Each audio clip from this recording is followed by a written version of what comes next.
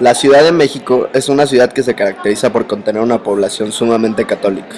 Aunque también existe diversidad en cuanto a los sistemas de creencias, la religión católica es la dominante, seguida por el judaísmo, que son las que hablaremos a continuación. Hablemos un poco del contexto histórico de la ciudad. Las religiones prehispánicas eran en su totalidad politeístas, lo que quiere decir que adoraban a más de un dios. Aunque cada civilización tenía sus propios dioses, todos o la mayoría estaban relacionados a los elementos de la naturaleza. Este sistema de creencias valoraba enormemente la guerra como un medio para satisfacer las exigencias de sus dioses, y así poder realizar los rituales de sacrificio humano, que eran un pilar para su religión. En el 2005 se registraron a más de 9.854.300 personas indígenas que residen en México, lo que representa un 9.35% de la población total.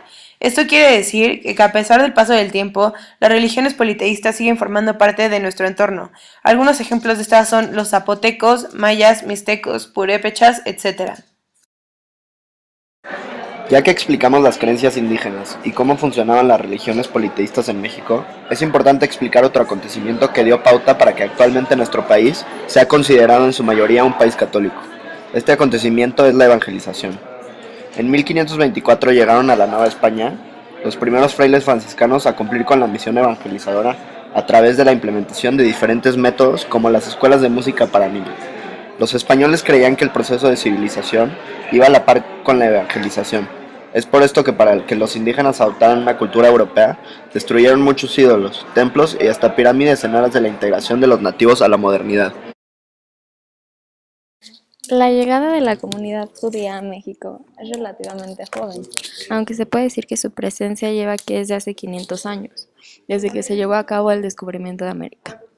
Al ver los judíos que iba a ser bastante difícil sobrevivir en nuestra tierra, muchos se fueron y pocos se quedaron con muchas dificultades para vivir. Existen en el país algunos grupos de judíos mexicanos que pueden tener descendencia directa de aquellos de la época colonial. En 1860, la tolerancia de religiones fue establecida en México por Benito Juárez y 3 años después fue corroborado por el gobierno de Maximiliano de Habsburgo. Las primeras personas de la comunidad judía en manifestarse abiertamente fueron los sefaraditas, judíos procedentes de la zona mediterránea europea, esto es decir, Turquía, Grecia y los Balcanes, y los del Medio Oriente, que son de Damasco y Alepo.